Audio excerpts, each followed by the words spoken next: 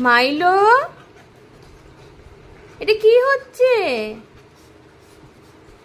এরম করছো কেন?